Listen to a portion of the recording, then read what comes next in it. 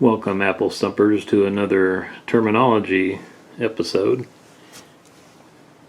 Today we're going to be talking about this particular firearm, just as an example of one that we've spoken about before. This happens to be a revolver. Revolver, why? Because the cylinder, which is what this part is, cylinder, is where the ammunition goes.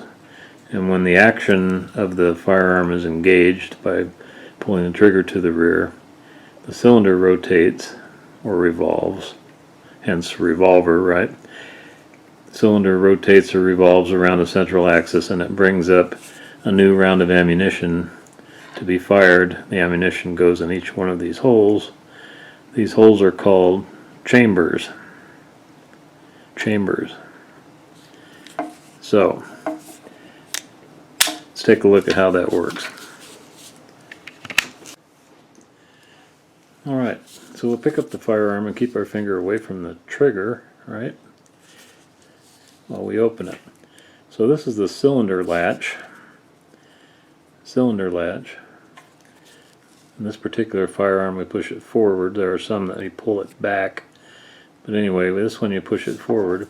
I'm going to take my two middle fingers and I'm going to place them on the other side of the cylinder, but they'll be like this. Okay, so I hold the cylinder with my thumb and those two fingers and push the cylinder latch forward. It releases it, and I roll my fingers through there, and that's how I hold the firearm. If I want to empty it, I tip it up like this, and I push on this. This is called the ejector rod. Ejector rod. And what it does is it pushes out the rounds of spent ammunition. This is called the extractor star, or ejector star, some people say. But what it does is it extracts spent brass, spent cartridges, and when you tip it up like this, it drops them by force of gravity on the ground. Okay? So we're going to put some practice simulated ammunition in here, snap caps. So we're going to push the cylinder release forward, rotate the cylinder out with our fingers. Now usually we'll turn our hand this way so that the ammunition rounds will fall in there by gravity. Now I'm only going to put 4 in here because that's what I have it on hand. 4. Okay. So I'm going to line up that hole with the bore.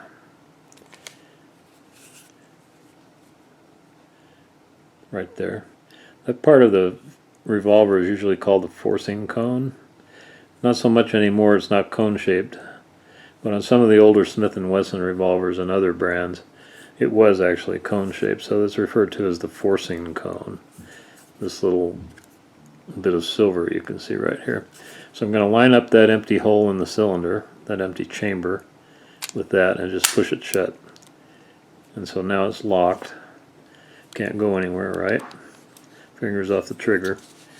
So those were snap caps. They're not real ammunition, so I'm going to go ahead and cycle through those as though they were. I'm going to pull the trigger double action.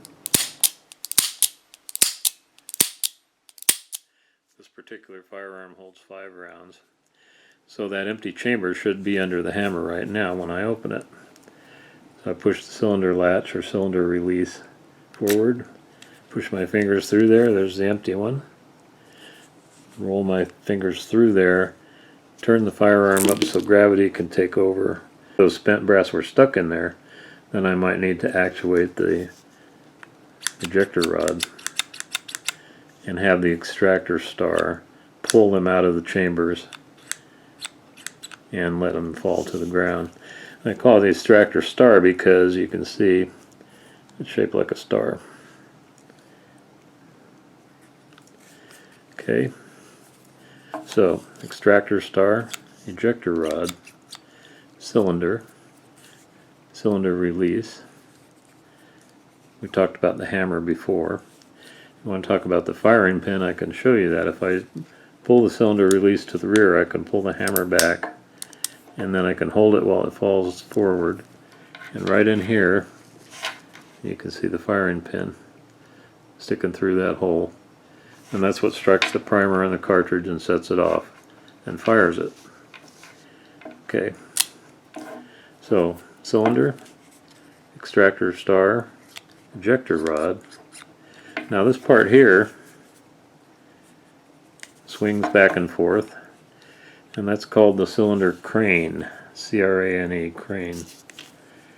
If you want to, you can take this screw out and the cylinder crane will come out of there. It comes out of this particular place right here. You can see where it fits into the frame of the firearm.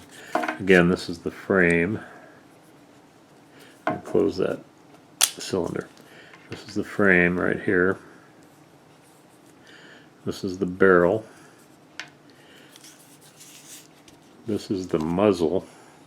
This part is called the muzzle. The hole is called the bore, B-O-R-E. So the crane allows the cylinder to swing out and allows you to unload and then load more new rounds of ammunition.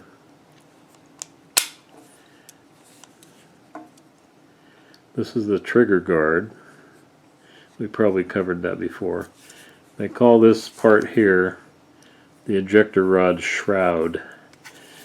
Some earlier models of pistols and some Colt pistols still don't have an ejector rod shroud. This part's not there, so the ejector rod's out in the breeze, as it were, and it led to, in the old days, sometimes these getting bent. So they've added the ejector rod shroud to protect it. This particular model of firearm has a safety mechanism in it.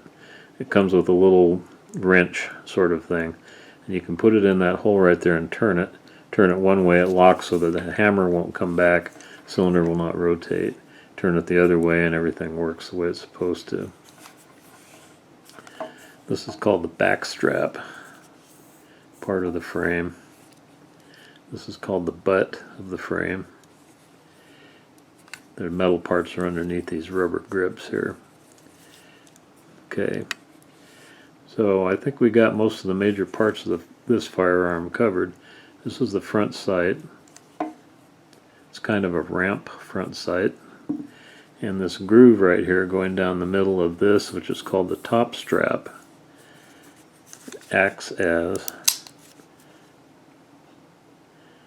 the rear sight. That type of arrangement has been around for probably a couple hundred years on handguns. Okay, so there we have some more terminology. I went to the shooting range a couple days ago with this particular firearm and shot it.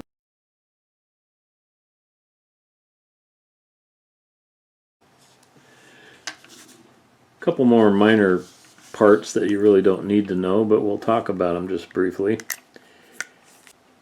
This firearm here is based on, obviously, a Smith & Wesson design. There are some differences from it that I guess enables them to be such a close copy without patent infringement, or else they're licensed with, I don't know what all the particulars are about that. But anyway, Smith & Wesson developed a triple locking system to lock the action, right? This is the action, all of this, closed when the firearm is being carried or ready for use. So parts of that locking system are right here. You can see this little pin, and it engages up in there. There's a groove, locks into that. So that's one of the locking points. This is spring loaded and kind of chamfered so that as it closes, that spring loaded part is compressed, and then when it hits that groove, it jumps up in there and it locks it at that point. Another point of locking is back here. See that little hole right there? Right there. Engages with this, kind of like a plunger on the extractor star. And that's another locking point. And then another locking point after that is these notches on the cylinder. There's 5 notches. And there's this metal part right here that engages with those notches when they come into battery, which is called, everything's lined up and ready to fire. So those notches engage with this piece, and this is called the bolt, cylinder bolt, or just the bolt. This is not a bolt action firearm, but that is called cylinder bolt. So the cylinder bolt locks it here. This part here locks it in that groove I showed you, and then this plunger right here locks it right there. So the old Smith & Wesson design was called a triple lock, and it had 3 locks like that. So when this action is closed, there's a little bit of play in it, but not much.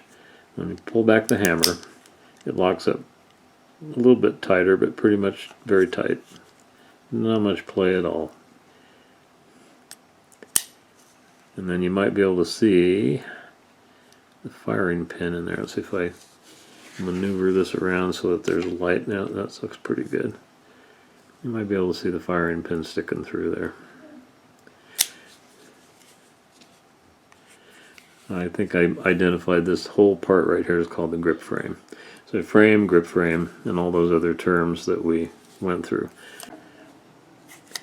That's it for now. This is Apple Stump saying stay safe. Remember all the safety rules of handling firearms if you happen to be doing that. And we'll see you next time. Adios.